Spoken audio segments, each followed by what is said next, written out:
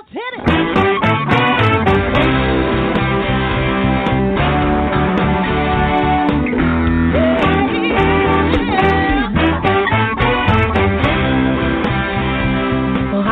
And welcome to Alzheimer Speaks Radio. I'm your host, Lori La Bey, and I'm so excited that you're joining us today. We are going to have a fascinating conversation as usual as we learn from people all around the world at all ages and stages of life. Stay tuned as we shift our dementia care from crisis to comfort. All right, here we go. What you think about, you will bring about.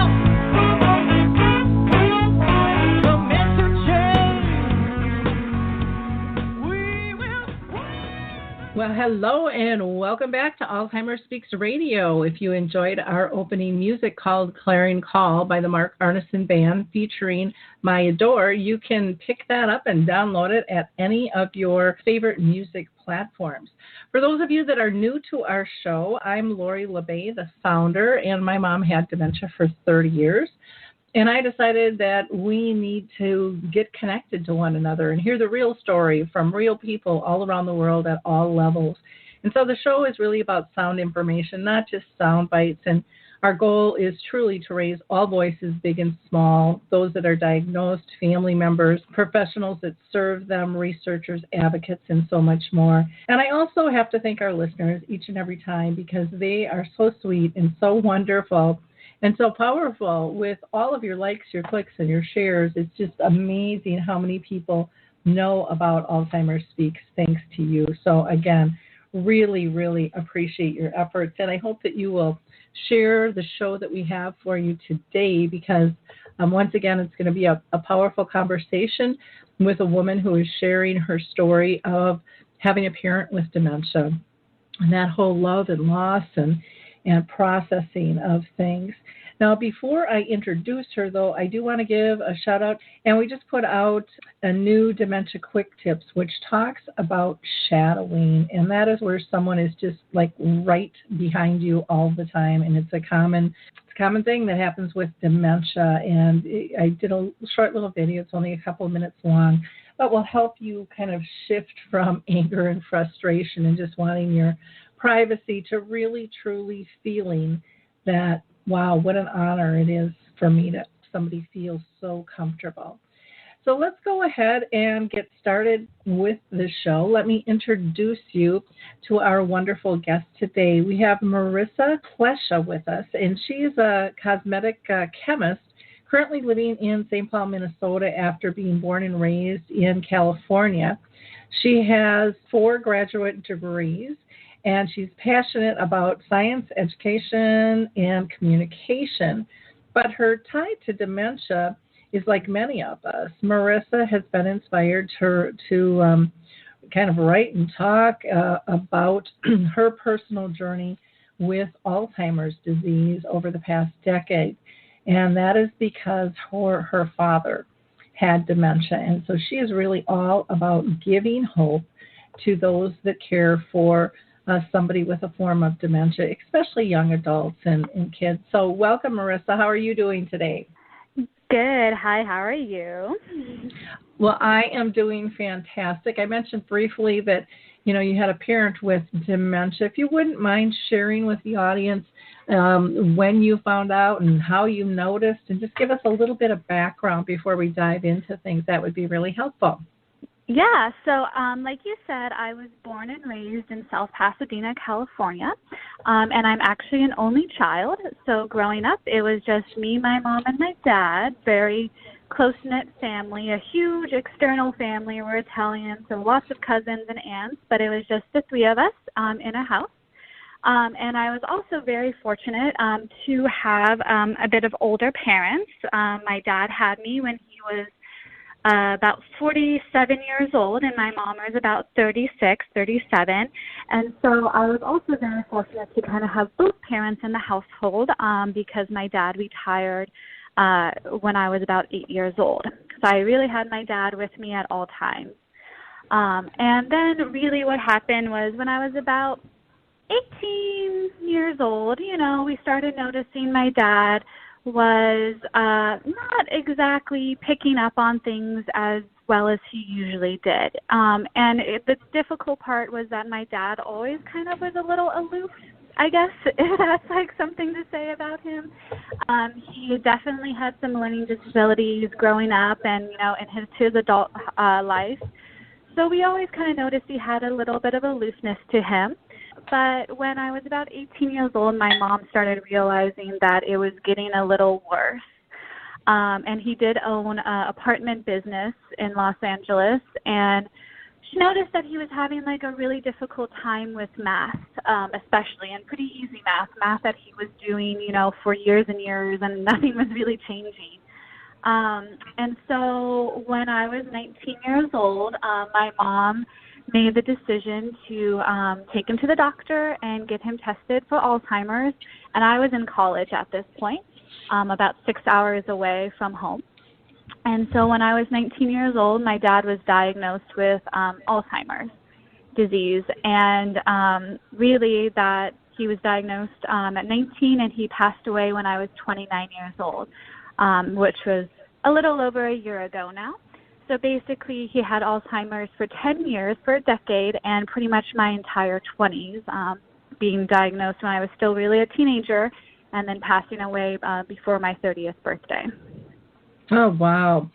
Yeah, my mom lived with it for 30 years, but, for me, I was in my late 20s when it started. And, I think it would be a little more grounded, basically, at that time, and not that you aren't, but or weren't at that time, but you're just kind of figuring out, I would imagine, who you are and what you want to be and what direction you want to go. And exactly that. Yeah. And it's interesting when you mentioned, he was having trouble with math. That's a really common red flag for a lot of people. They lose that ability to do math. Other people have difficulty with reading, but a lot of those executive functioning things, or paying bills, those types of things can be very, very aloof, because it's something that you usually don't monitor in somebody else, and so it usually has to get pretty pronounced a lot of times before it's noticeable. How did your mom deal with it when it was really kind of the three of you, and then now all of a sudden you're 6 hours away and she's dealing with this? Yeah, so I think first and foremost it was probably, very difficult anyway for me to be in college and, experiencing my own life. And then with the addition of, my dad being diagnosed, so I was basically a sophomore in college. It was like he got diagnosed the spring of my sophomore year. And so I think it's always really interesting, and I've talked to my mom a little bit about this before, because my mother was a stay-at-home mom. And so she really was the caregiver for me, obviously, for 18 years, and then really just kind of transitioned into being a caregiver for my dad. And so I think that's something that is definitely a part of her identity, and that's something, when he did pass away, I think she's still learning how to, cope and also just have a new role in her life as an independent woman.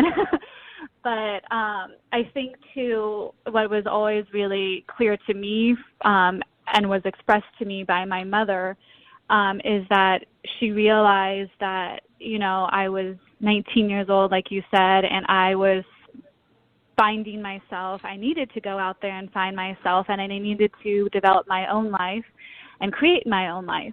So what I was very, very fortunate for is that my mother made it very clear that, my dad had Alzheimer's, right? We were going to start seeing him, over the years, or we didn't know really what was going to happen.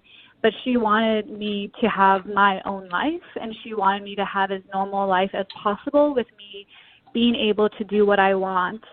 And so she really focused on like the idea that dad loves you, he loves you, everything's fine with that. You go live your own life, and I'll take care of him to the best of my ability. So I'm very, very fortunate that I had that support system in my mother during this time. Wow. And how did your mom I mean, did she have a support system to help lift her, or was it just kind of your dad and her? Well, I think with always, like, I am from, like, a tight-knit community in Los Angeles. So for me, there was lots of friends around us and everything. But what was interesting and something like a challenge that I look back on over the past decade is that when my dad was diagnosed, we actually kept it pretty secret for a very long time. Mm-hmm. We didn't really tell people. And honestly, it was interesting because his Alzheimer's, you know, everybody has a different journey with it and everybody has a different way they react to it. So my dad wasn't the very typical, you know, like he would forget things or whatever like that. It was very functional. Like, you know, like you're saying with the math, or, you know, like sometimes he would forget how to, like, hold a fork or a knife. Or, like, you know, somebody would give him directions on something and he really couldn't follow it. Mm-hmm. So it was almost a little easy for us to keep quiet on for a while because, like I said, that was kind of always my dad. My dad was always kind of a little, like, off sometimes, you know. So it was really easy to do that. So I think what the hardest thing was because we kept it on the down low for probably about 5 years. I wouldn't say that once we had to take away his license, which was a really big deal for my family and for my dad because cars was his, honestly, life. He was very into classic cars. Once that happened, basically it was out there. And before that, there wasn't much discussion about it. There wasn't that much support. And then after that, that's when we started seeing, you know, a little bit more support coming in. And definitely the last year of his life, the support that we got from friends and family was obviously amazing. You know, they were definitely there to support us during the whole dying process and the whole process leading up to his death. So it's tricky though, that's for sure. Well, and again, it's very common for people to hide it, you know, and your dad sounds kind of probably like my mom, where he was social, he was used to being around people just because of the business he was in. And so those social skills can really carry them a long way because they know, you know, they know how to fit in, you know, they're kind of little chameleons. Yeah. So, I know. That's actually, like, my mom always said my dad was the best actor. He was, like, the best actor. Like, he could be in a social situation and somebody could come up to him who he clearly did not remember at all, did not know who he was. But, you know, he would just be like, hi there, like, how you doing? Like, you know, he was able to, like, act it out really well. So that's kind of what we always joked about. Oh, yeah, I can totally appreciate that. How about you? How did you deal with it? Did you tell your friends in college about it, or did you keep it quiet too? Yeah, so I am definitely a little bit more open and honest with my feelings and emotions and kind of what's going on in my life. So from pretty much immediately when my dad was diagnosed, I have a very strong group of girlfriends that I had lived with in college and continued to live with after college. So they were really, really supportive of me. And I really started to verbalize it. And I realized as I was, you know, getting older in my early 20s, it was something that I would just kind of bring up off the bat, you know, when I was, like, getting close to someone, whether it was, like, dating somebody or, you know, like, gaining a new friend, you know, I would just kind of casually be like, yep, so my dad has Alzheimer's, yeah, so, yeah, because it just kind of became a part of, you know, my life and a little bit of my identity a bit. And, you know, when he first was diagnosed, I could honestly say, like, I didn't really understand what was going to happen, and I didn't really get it. I remember I like, you know, it was suggested that I would go to therapy, you know, just after the diagnosis, just to talk it out with somebody, and I went to one session, and it went nowhere. I remember just being like, yeah, cool, my dad has Alzheimer's. You know, I went on the college campus, you know, they're on campus, like, counseling.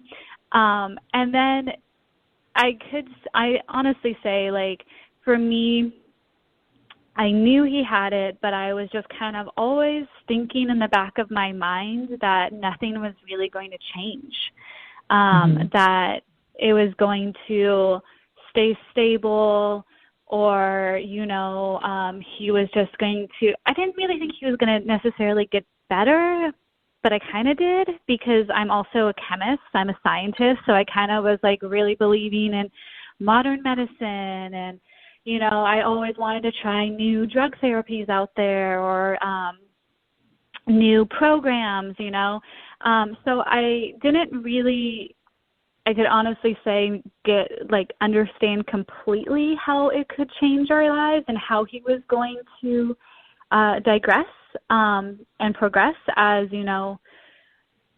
the years went by. But when he really did when the symptoms really did become bad, I kind of started to finally understand it. I was like, this is something that is real. This is something that I need to come to terms with. And it was really important for me, especially the last year of his life, to be there as much as possible and be there for my mom as well. So. Sure, and that makes sense. I used to be in residential real estate, and I'd help families transition all the time, and so I would see these health things come up, and I would be there to help guide people. But I always had this belief that, my parents weren't old because old was 10 years older than them, so it was never ever going to hit. I just kept pushing it out and pushing it out, and then my dad got cancer, and my mom got dementia, and there just comes that point where you can't deny it. It's inevitable, and it's, something most likely is going to happen to most of us, during our life, that we're going to have to deal with one way or the other. And so it's just, I think it's just very normal human nature, but I'm glad that you were open in telling your friends about it, and, feeling supported that way, so that they knew all of who you were. Did you or did your mom, tap into any support groups at all, or were the doctors much guidance? No, we actually didn't really do the traditional support groups. I think, honestly, we had a little bit of each other as our support when it came to that. And then in terms of the doctors, we did have a close relationship with our general practitioner, who would kind of talk to my mom and, talk things through with her. But it's hard to say, because I look back and I'm kind of like, why didn't we really do this? But I think it does come from this kind of concept that my dad was a very proud man. He was extremely proud, and that was actually very clear up until the very end. That was super clear. So in terms of our own family's experience with Alzheimer's, like I said, it was a little bit more private. And I think that was kind of, honestly, a bit of the expectations of my dad and, what he wanted. I mean, I don't think he ever really understood what was going on to him, to be perfectly honest. But also just kind of knowing how he dealt with things, and knowing his own kind of general life practices and life ideals. It was, I think, a little important for us to just, take day by day and handle it the best we can. And I mean, my mother didn't have any, she didn't get any external caregivers or anything like that up until, honestly, the very end. So she did it all, and she did an amazing job with taking care of him. Wow. Well, and honestly, you're looking 10, 11 years ago, there wasn't all that much out there for families. It really, truly has just crept in the last 5 years. And I can honestly say that because I got into this business in 2009, and I got in because it's like, hey, where is everything? There's got to be more out here, and if not, we need to change that. And so when we went to the doctor, we weren't even given the Alzheimer's Association number. We didn't even have that. And Yeah.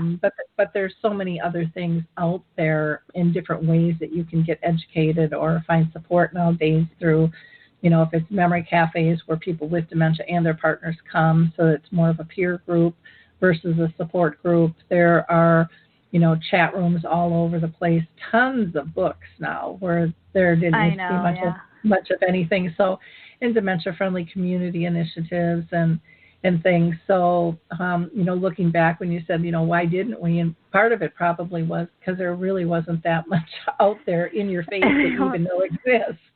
Yeah, So, exactly. I mean, it's just that thing too. Like that's why it's so important to me now, as I kind of reflect on it, is that I was young. I mean, I guess I'm still young, but I was 19.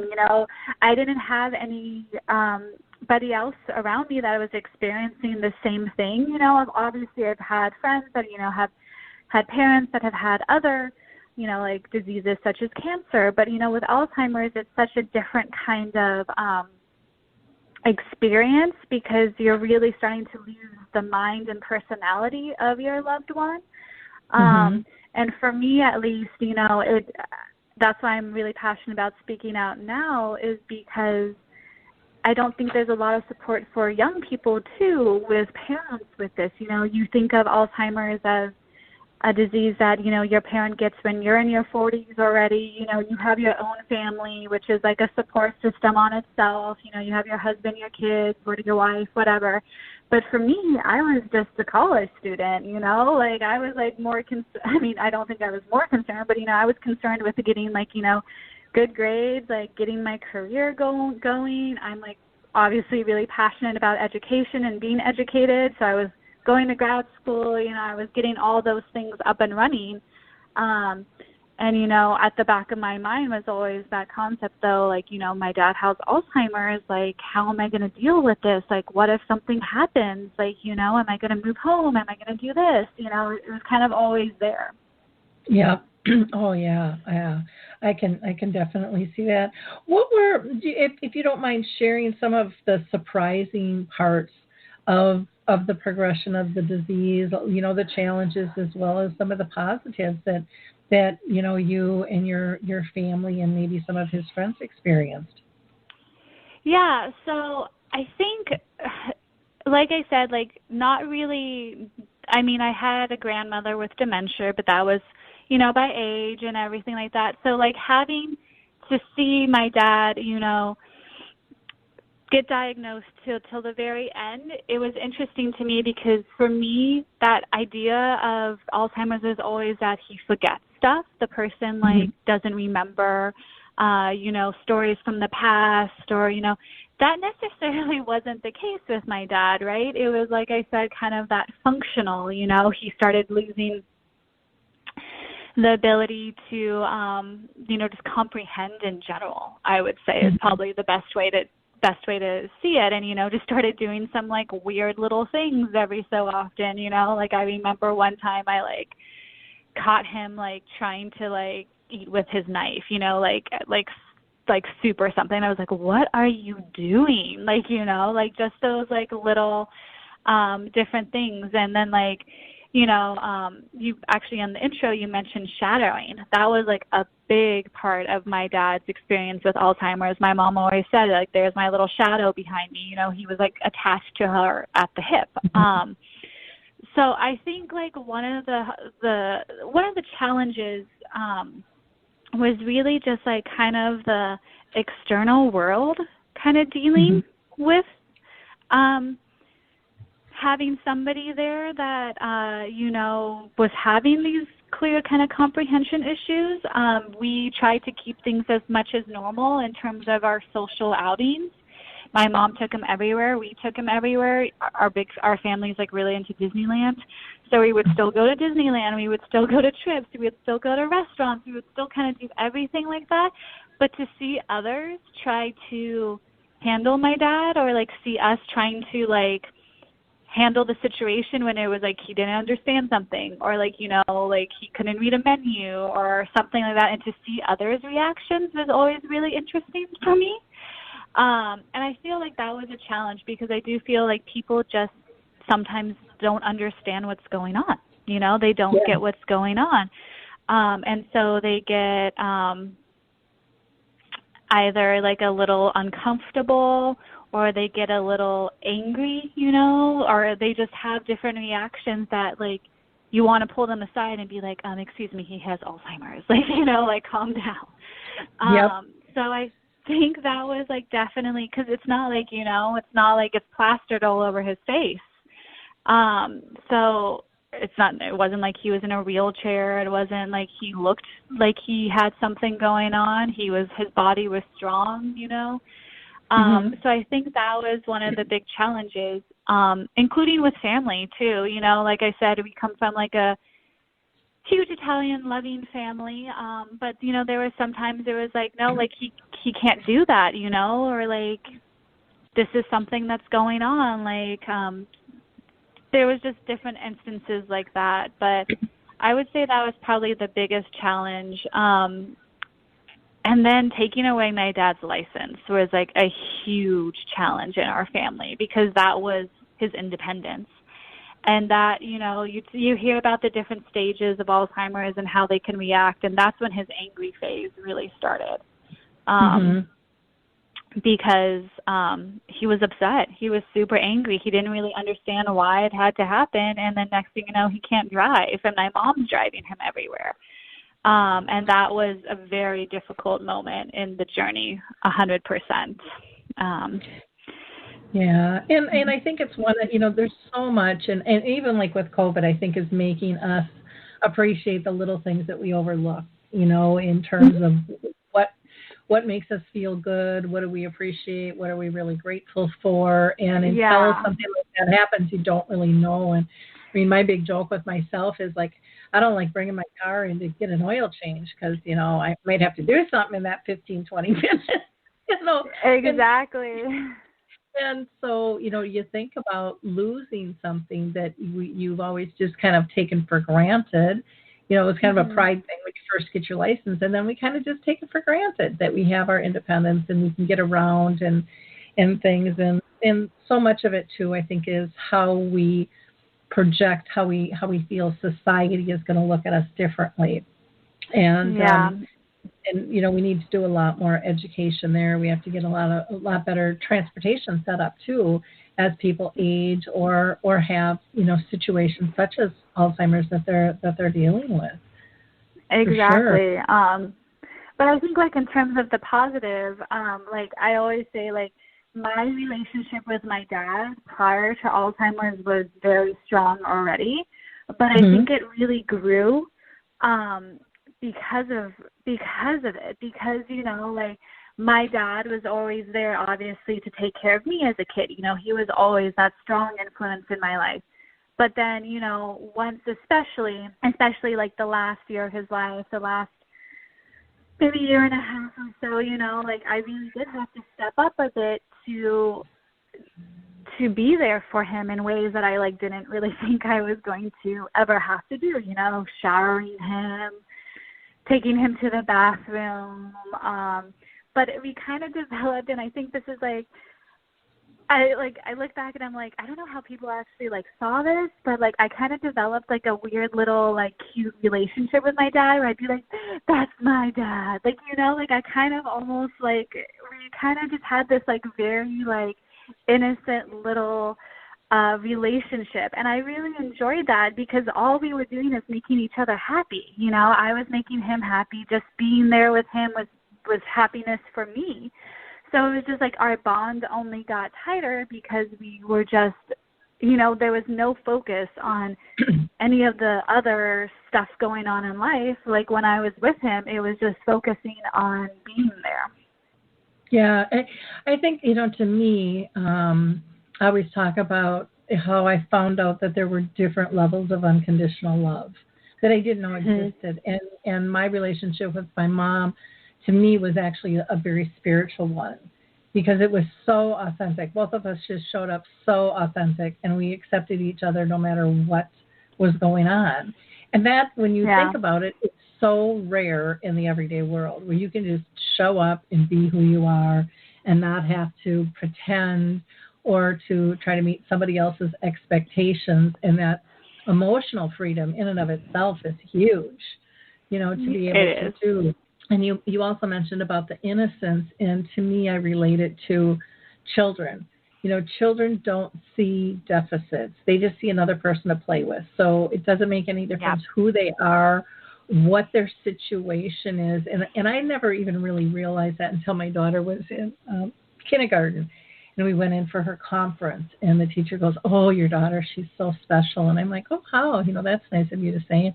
Well, this little person's in a wheelchair, and she's always right there to assist. And this classmate's a little bit slower, and she's always right there to help.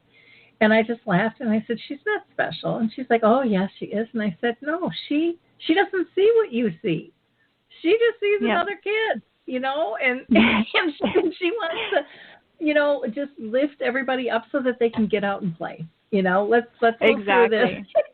And it's that real team effort. It's that innocence. And it's like, oh, children have so much to teach us, because we do lose that as adults a lot more often than what we should.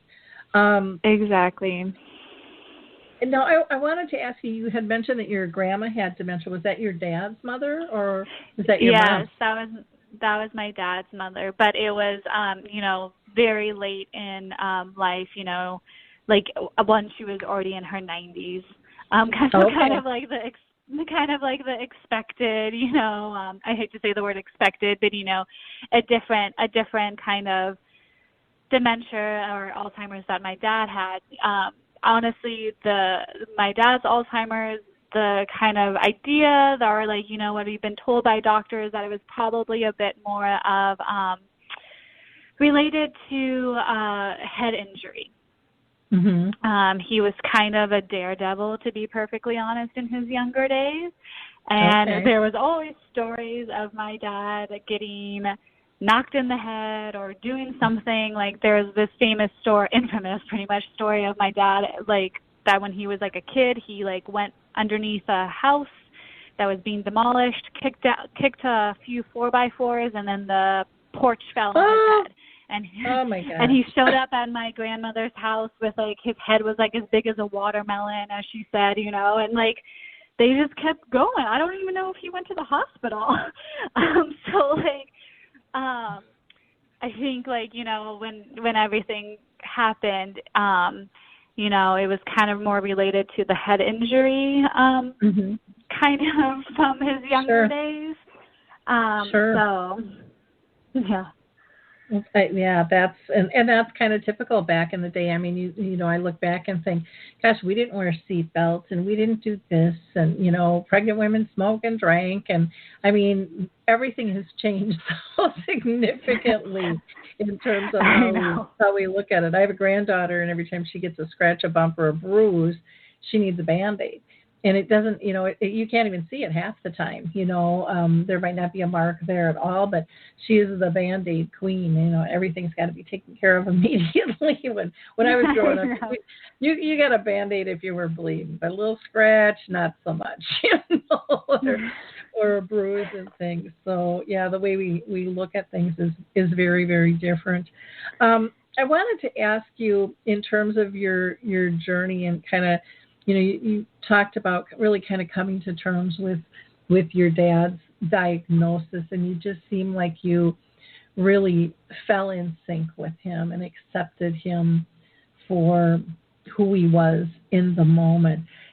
Was that something that you were always able to do, or was there a defining moment for you that really, set you in that zone?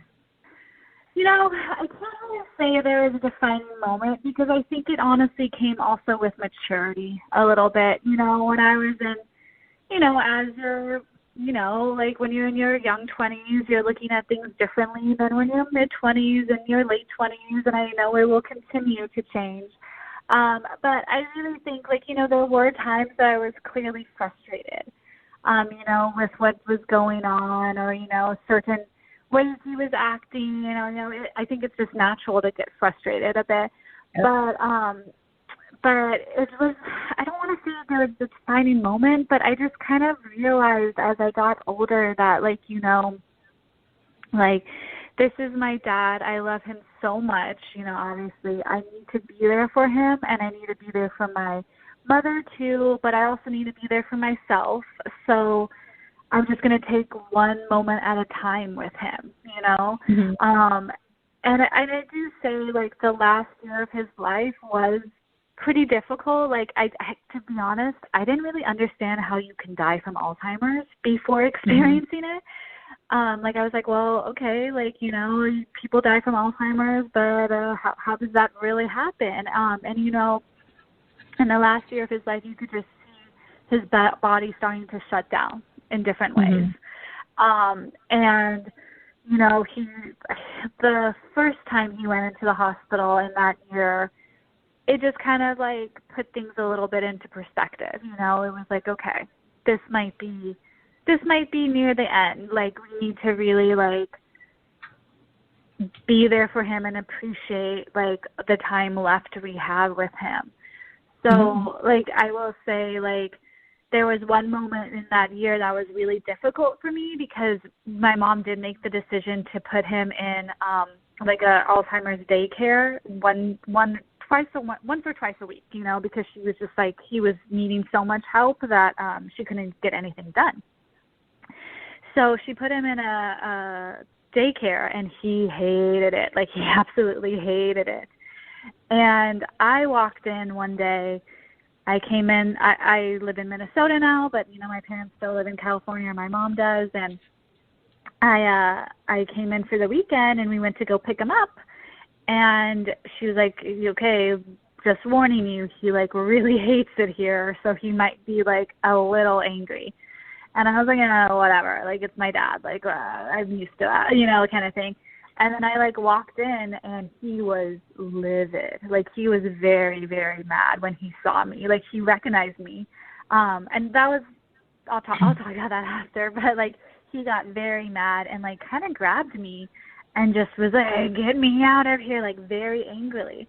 And, you know, when that happened, you know, it didn't even, like, really upset me. You know, it did in a way, but I just thought about it as, you know what, this happened, like, we got to move forward. I can't dwell on it, you know. This is not my dad, clearly, you know. Like, this is a moment that I kind of just realized, like, you know what, like, I just really need to start appreciating the time that I have with him and the time I have left with him. One of the things you had mentioned was the daycare, and just, you know, the name of a daycare, adult day. I mean, it's just not very respectful, you know. No. And so there's one up in, I want to say up in Canada, and they call it a health club. And I like that. And it's just like, well, that's kind of normal. You know, we're a fitness club. There's lots of different, you know, avenues that you can do there. But, you know, I think coming up with a different name, but I also think with this COVID thing, we are really going to have some major issues because I know a lot of them are closing down. They don't have the funds, and two, they don't know how they're going to be able to adapt because it's such a one-on-one and yet a group gathering at the same time. So they are wonderful, and I hope that somehow they are able to maintain that and figure that out because they support so many families. Now, did your dad, did he end up going on hospice at all, or? Yeah, he did. He did end up going on hospice at the very end, but he was a trooper, needless to say. His dying process was actually pretty crazy and pretty long with it.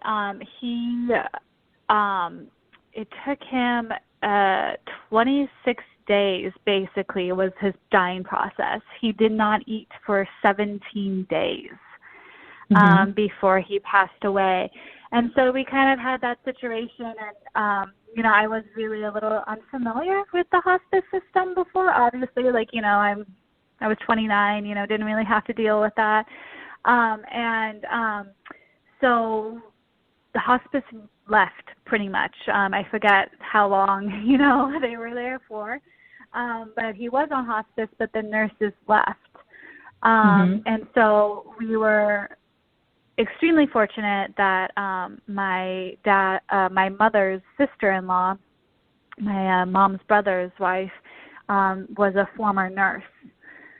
So she came in, and me and her basically took care of him until he passed away.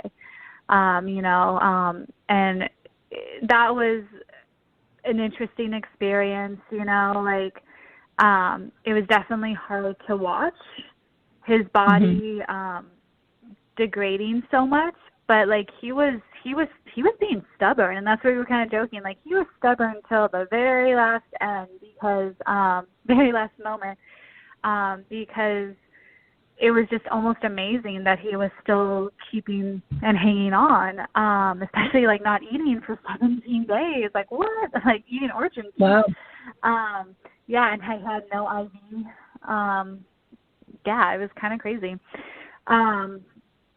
But yeah, so my aunt really helped us a lot and stayed with us, 24/7 for those couple weeks, and really helped me especially, like, learn how to do, the pills or the medicine, or, giving the morphine, and kind of just handling all that, or, the changing of the bag, just all those things that I hadn't really done before. And honestly, by that time, my mother, and we have talked about this, like, she was having a hard time watching it, so she kind of stepped out, and then that's when, I really stepped in, along with my aunt, obviously, who really was the savior of everything and the light.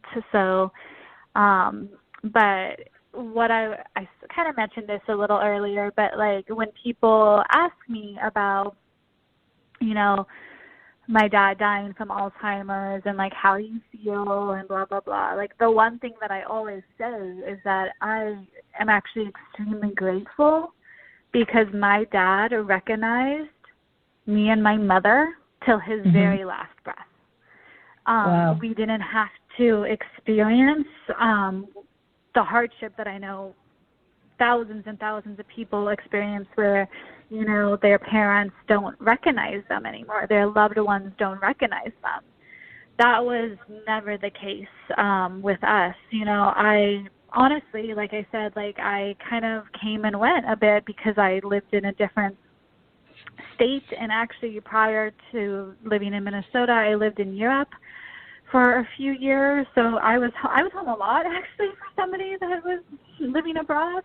But, I kind of came and went, and my dad never, like, I never had an experience coming home or seeing my dad and him being like, who are you? Like, that never happened. He actually, like, he still, and it wasn't just us, but, he recognized his family, definitely his sisters, his brothers. It was very, very, very, honestly, uplifting, and I feel very grateful that I never had to experience looking at my dad and him not really recognizing who I was. Now, were you all able to be there when he passed then, if that's not too personal of a question? Yeah, so my mother and I and my aunt, who was staying with us, were there.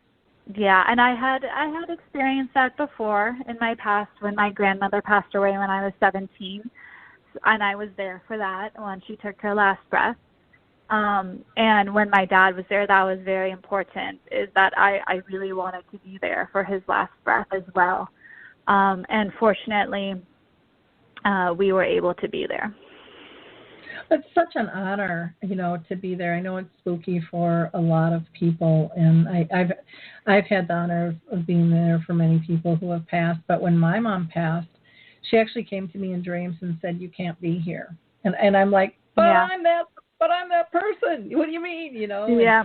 And she just said, and my mom was always big on death and dying. When we were little, she would always take us to the funerals and the wakes, and her friends would go, "You shouldn't be bringing your kids." And she said, they see us get all excited when people are born, and they need to experience death too. And she was big on that. So even at the end, she was teaching, and I ended up having 2 keynotes in Arizona and wasn't there. But I could stay connected through video conferencing, so I didn't miss anything. But then my family could actually do some of the physical things that I probably would have done because they were uncomfortable doing, and would have stepped back. And so it ended up being a pretty neat experience, I think, for all of us. Yeah, well, and I think so too. I was going to say, like, I kind of had a similar experience with you, like, in terms of, like, death was never, like, something that I was sheltered from as a kid. You know, like I said, I come from a huge Italian family, and honestly, in the Italian culture, death is part of it, you know, like, you go to the funerals, you go to all of those experiences, you know, and then you have a lot of older relatives or friends or family friends, and you're kind of expected to be there, you know, even as a kid. So when my dad passed away, it was what I say, like, it's not something that, like, I do feel like some people would just kind of be traumatized by it a little bit if they haven't experienced it before. But to me, like you said, it's always such a beautiful experience, and it's almost an honor to be there with the person as they take their last breath. Yeah. When my dad left, I actually had my hand on his chest and was telling him it was okay to go.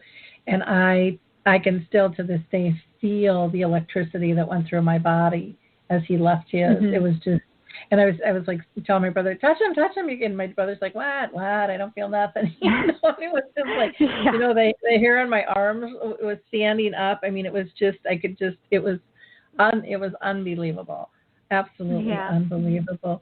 Now, you know, since your dad has passed and it's been a year, you know, how are you adjusting to all these firsts, especially in that first year, the first birthday, the first holidays? You know, how have you been doing with all of that? Yeah, so I will say that is still a journey. So it's been I guess a year and a half now. He passed away November 26th of 2018, right? So 2020. Mm-hmm. Yeah, I think I'm like, how to like think about this. So it was kind of when he passed away, it was very interesting and hard because he kind of started hitting the major holidays all at once there, because he actually, when he first went into that hospital that month, he basically stopped breathing on Halloween. So that was like one holiday. And then it was his birthday in that month that he passed away. It was so November 18th. And then Thanksgiving hit on that Thursday. And then he passed away on that Monday. And then Christmas, New Year's, like then everything started kind of, you know, there. So I will say that that first Christmas was like a blur, was totally a blur. And like, I can honestly say I did not handle, New Year's well that year. Like I had this weird concept that it was a new year, everything was going to change, 2019 was bad, that happened in the past, or 2018 was bad, 2019 was new year, everything. And so I melted down pretty hard, especially on New Year's Day, because I realized, my feelings hadn't gone away yet. I was still grieving. And it was almost immature of me to think that, just because one day was 31st to the 1st, it was going to change everything. But in terms of everything else after that, like I said, is that we just really had to take it one day at a time, and honestly, one moment at a time. And what really helped me was I did start therapy this past year. And I started therapy to talk about that, but talk about obviously a lot of other things. It's like a life coach therapy. And that really helped because there was one moment where the woman I work with put me under hypnosis to basically talk to my father. Mm-hmm. And that's something I never thought about doing before. And that was truly a healing experience for me. Because I realized that I could still talk to my dad, like you say, you talk to your mother in your dreams, that was something that I hadn't come to terms with yet, because I think I was just almost in a survival mode. Oh, sure. Yeah. Almost.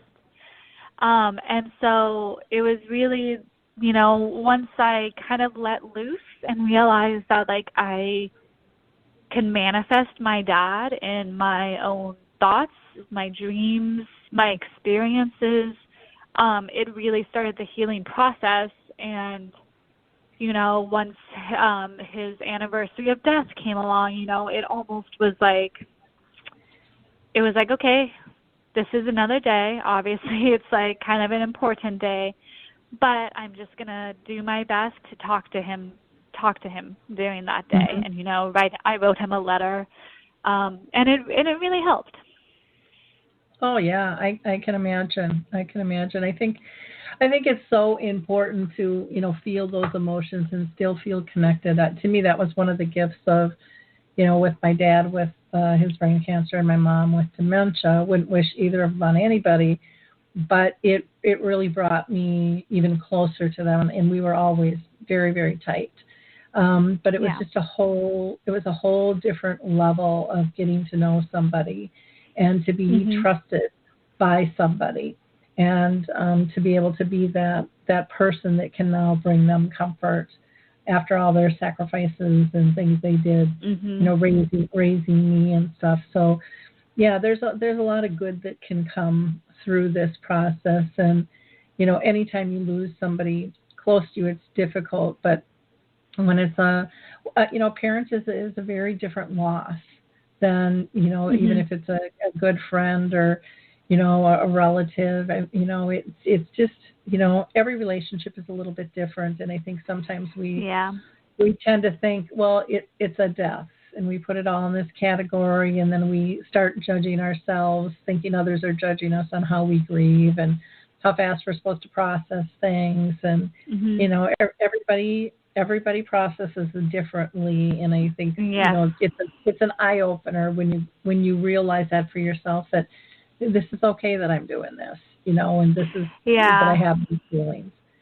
And that's really something too. Yeah, it's definitely the no judgment zone with grieving. Like, I know I've talked to my mom about this a lot, and I've talked to other people, is that at times, like, people told me, like, you should be crying, like, like, why aren't you crying, like, and I'm like, that's not how I'm going to deal with this right now, like, and it's just important that, like, I always say, like, you can't really listen to others when they tell you how you should grieve, Exactly.